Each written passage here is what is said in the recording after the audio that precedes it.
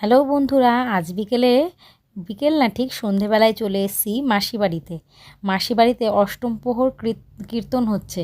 কালকে থেকে শুরু হয়েছে, কালকে হয়েছে ভাগবত পাঠ, আর আজকে হচ্ছে সারাদিন ব্যাপী, মানে সারাদিন রাত ব্যাপী মাসিদের এই অষ্টম প্রহর কীর্তনটা বহু বছরের। তো আজকে সারাদিন ব্যাপী এক মানে পালা গানের আয়োজন করা হয়েছে। প্রত্যেক বছরই হয়। প্রথম দিন ভাগবত, তারপরের দিন পালা গান, তারপরের দিন হচ্ছে মহোৎসবেও প্রচুর লোকজন আসে। আর আমি এসে পৌঁছেছি সন্ধেবেলা, কালকে আর আসা হয়নি। তো এখানে দেখো, এই যে মূর্তিগুলো মাটির মূর্তি, প্রত্যেক বছরই পাল্টানো হয়। আর এই যে পুরোহিত না, গোসাই, যিনি হচ্ছে আরতি করে প্রহরে প্রহরে ভগবানের ভোগ সেবা দেওয়া হয়।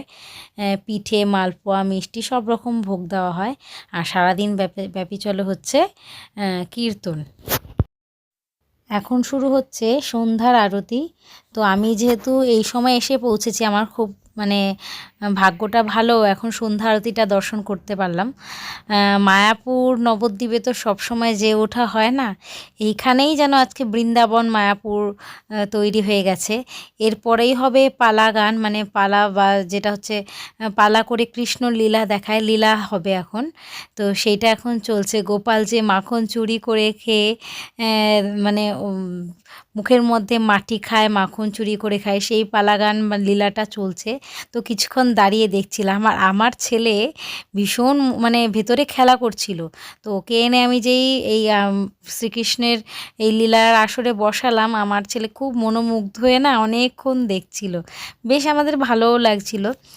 ছোটোবেলায় মনে আছে মাসিদের এই কীর্তনে মানে বসে লীলা কীর্তন দেখতাম। এখন না সেইভাবে আসাও হয় না, আর দেখাও হয় না। তো এখানে দেখো, আমার ছেলে মন দিয়ে দেখছে আর হাসছে। ও জানি না কি বুঝতে পারছে, তাও দেখছে। গুড মর্নিং বন্ধুরা, এখন বাজে সকাল 7:15। আমি সেই সাড়ে পাঁচটা না, মানে 5টার সময় ঘুম ভেঙে গেছে। তার আগে কতবার যে ঘুম ভেঙেছে, উঠে উঠে ঘড়ি দেখছি। তো আজকে যাচ্ছে একটা কাজে বলতে আজকে দোকানটা খোলা হয়নি।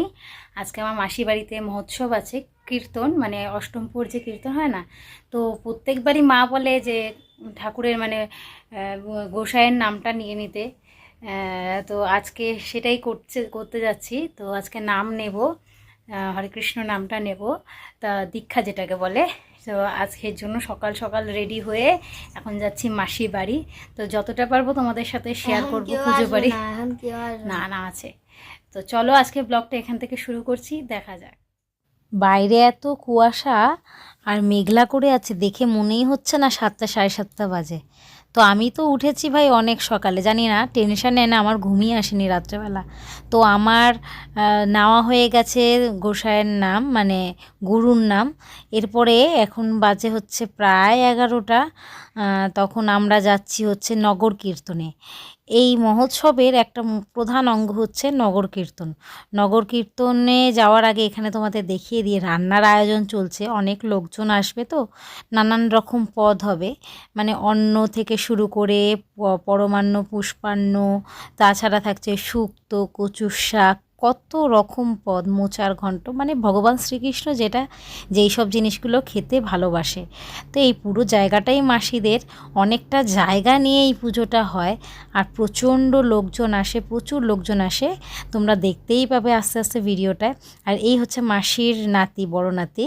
তো আজকে ওই হচ্ছে গৌড়কে নিয়ে বাড়ি বাড়ি ভিক্ষা করতে যাবে। আগে মনে আছে যখন পুজোটা প্রথম স্টার্ট হয়েছিল, অনেক বছর আগের কথা, 12-13 বছর আগের কথা, তখন প্রায় পাড়ার সব বাড়িতেই যাওয়া হতো।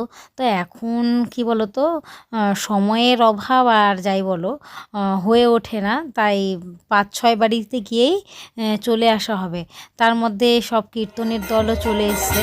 তো এখন চলছে নগর কীর্তনে বাতাসা বিলি আর হচ্ছে আবির খেলা। তার সাথে সাথে যারা যেমন ভিক্ষা দেয়, এটা ভিক্ষা নিতে হয়, সেই ভিক্ষাটাই চলে। আর এরপরে এই যে চাল ডাল সবজি যা উঠবে, সেটা দিয়েই হবে হচ্ছে একটা খিচুড়ি রান্না। আর খিচুড়িটা খেতে যে কী স্বাদ হয় তোমাদের বলে বোঝাতে পারবো না। কারণ এই খিচুড়িটা না সেদ্ধ চালের হয়। আমরা গোবিন্দভোগ চালের খিচুড়ি খেয়েও দেখেছি, কিন্তু এই প্রসাদটার না একটা অপূর্ব মহিমা আছে। তারপরে আর কি মানে শ্রী চৈতন্য প্রভু মানে যে ফটোতে রয়েছে, তিনি বাড়ি বাড়ি ভিক্ষা করে মা সতী মাতার কাছে এসে সচিমা, তো সচিমা ছেলেকে আদর করে ঘরে তুলে নিচ্ছে, পা ধুইয়ে দেবে, অনেক রিচুয়ালস থাকে। এই রিচুয়ালসগুলো ছোট্ট ছোট্ট করে তোমাদের তুলে ধরার চেষ্টা করলাম যতটা পারলাম। তো মাসি প্রত্যেক বছরই করে এই রিচুয়ালসগুলো, মানে আর এই পুজোটা। তো এখন এই যে শ্রী চৈতন্য প্রভুকে, মহাপ্রভুকে সচিমাতা হিসেবে মাসি কোলে নিয়ে গেল, কোলে নিয়ে গিয়ে বসাবে, কোলে নিয়ে গিয়ে বসিয়ে তার মুখ পুছিয়ে মাখন মধু খাইয়ে জল খাইয়ে তাকে বিশ্রাম করাবে, যেটা মারা করে। যে সন্তানরা ঘরে ফিরে আসলে, খেটে খুটে আসলে, সন্তানরা ঘরে ফিরে আসলে মারা কী করে, সন্তানের যে যত্নটা নেয়, সচিমাতাও তার সন্তানের সেই যত্নটা নিচ্ছে। আর আর এই যে ভোগের খিচুড়িটার কথা বলছিলাম, তোমাদের কি বলবো, খুব সুন্দর খেতে হয়। কারা কারা এরকম মহাপ্রভুর মহাপ্রসাদ খেয়েছো অবশ্যই কিন্তু কমেন্টে জানিও। তো আমাদের আজকে ভিক্ষার মানে আমরা সবাই মিলে গেছিলাম যে কজন পেরেছি। তো আরও লোক আসে এবছর না, কীর্তনে লোক সংখ্যা একটু কম, মানে আত্মীয় স্বজন, কারণ মামা, বড় মামা আমার একটু অসুস্থ। আর এখানে পর্দা দেওয়া কারণ হচ্ছে ভগবানের ভোগ গোছানো হচ্ছে, এখন শুরু হবে হচ্ছে মানে মহোৎসবের যে মহাকীর্তন, ভোগ আরতি যেটাকে বলে, ভোগ আরতি হবে, ভোগের কীর্তন হবে। এই সময় আস্তে আস্তে লোক সংখ্যা বাড়তে শুরু করে দেয়। তো এখানে দেখো আমার বোন, মানে মাসুদ বোন, ওদেরই বাড়ি এটা, মানে ওর বাপের বাড়ি। তো সবাই আমরা বেশ আনন্দই করছিলাম, অনেক দিন পর একসাথে দেখা হয়েছে। তো এখন এই মহাপ্রভু বলছিলাম না যে মহাপ্রভুকে মা সচি মুখ মুছিয়ে দেয়, তারপর হচ্ছে মাখন মিষ্টি খাওয়ায়, জল খাওয়ায়, বাতাসা খাওয়ায়, সেই কাজগুলোই চলছে। দেখতে কিন্তু রিচুয়ালসগুলো বেশ ভালোই লাগছে। আর আমি ঈশানকে বলছিলাম, মানে মাসির নাতিকে, ঈশান জোর করে ঠাম্মার কোলে বসে থাকো, অনেকক্ষণ বসে থাকো, মজা করছিলাম আর কি। তো এখন দেখো ভোগ আরতির কীর্তন অলরেডি শুরু হয়ে গেছে, লোকজন এসেও গেছে প্রচুর, আস্তে আস্তে ভিড় আস্তে আস্তে বাড়তে শুরু করে দিয়েছে।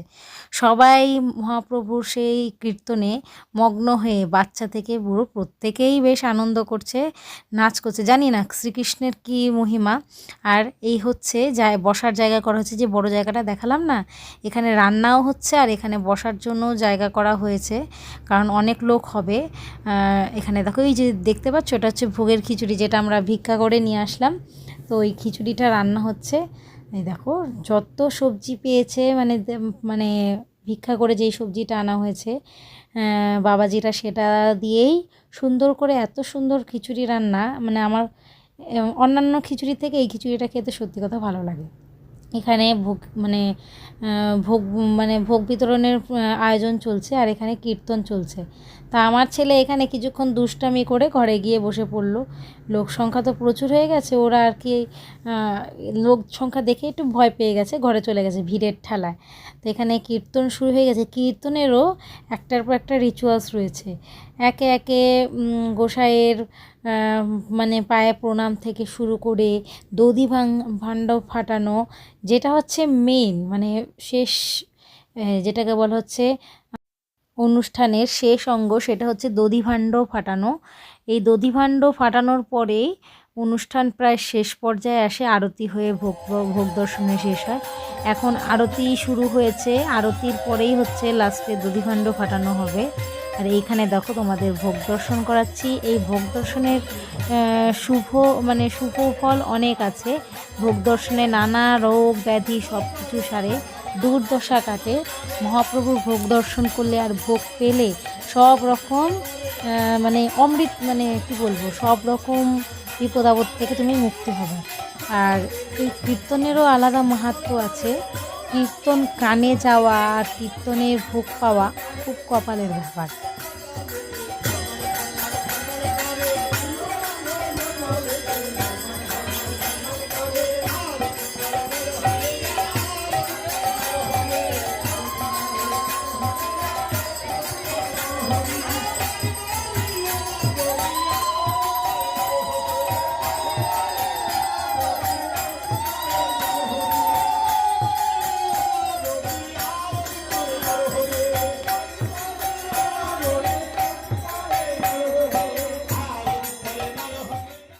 দেখতেই পেলে তো, আরতির সাথে কীর্তনের সাথে সকলে নাচছে, বাচ্চা থেকে বুড়ো। মানে আমার সুমনদার বউ খুব সুন্দরভাবে নাচ করছে। জানি না এই কীর্তনের কি মহিমা। এ হচ্ছে আমাদের বোন। আমরা কোইন্সিডেন্টলি আমরা আজকে দুজনেই ব্লু পরে আসছে, তাই বলছি আমাদের ভীষণ বন্ডিংটা বেশ ভালো। ও আমার বন্ধু প্লাস বোন দুটোই বলতে পারো। তো এখানে দেখো মানে গুরুদেব আমাদের গান করা শুরু করে দিয়েছে, আবার গান ধরেছে। অনুষ্ঠানের শেষ পর্যায়ে এখন দধিভাণ্ড ফাটানো হবে, সেই পর্যায়ে এখন এসে পৌঁছেছে। তো এই হচ্ছে কীর্তনের মহিমা। কীর্তনের মধ্যে 3 দিন ভরে লোকজন আসে, খাওয়া দাওয়া করে, সব রকম ভোগ পাওয়া হয়। তারপরে কীর্তন শেষে যে যার মতন চলে যায়। কিন্তু এই সময়টুকু বেশ আনন্দেই কাটে সবাই। তো এখন দেখো, আর এইখানে এসে ধনী গরিব নির্বিশেষে প্রত্যেকেই ভগবানের কাছে সমান, তার প্রমাণ হচ্ছে এখানে সবাই এসে এই যে এই অনুষ্ঠানের স্থানে গড়াগড়ি খায়, ধুলো নেয়।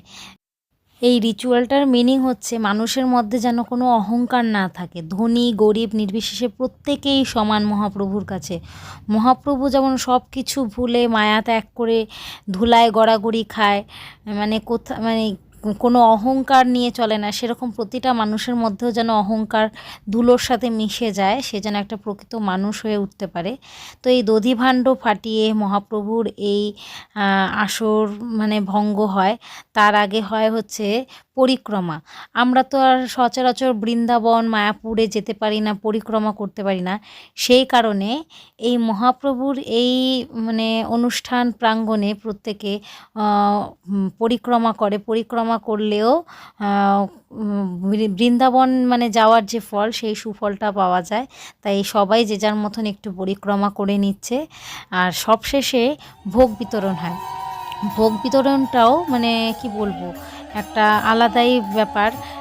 এত লোক আসে, ধনী গরিব নির্বিশেষে এই মহাপ্রভুর প্রসাদ খেতে আসে। মহাপ্রভুর প্রসাদের অমৃতর সমান মহাপ্রভুর প্রসাদ। আর তার মাঝে হয় হচ্ছে বাতাসা বিলানো। বাতাসা লুট বলে, বাতাসা লুট করা বলতে ওই লুট না, সবাইকে দেওয়া হয়। এইটা প্রসাদ হিসাবে সবাই যে যা নেয়, সেটাই হচ্ছে প্রসাদ। তো এখন দধিভাণ্ড ফাটানোর পরে একটা খুব ধাক্কাধাক্কি সৃষ্টি হচ্ছিলো, তাই পুরো ভিডিওটা দিতে পারিনি। সব শেষে ভোগ বিতরণের মাধ্যমে আমার এই ব্লগটাও আজকে শেষ করলাম। তো সবাই মহাপ্রভুর প্রসাদ দর্শন করে, হয়তো প্রসাদটা পেলে না, দর্শন করে নিজেদের মনস্কামনা জানিয়েও মহাপ্রভুর কাছে। জয় রাধে।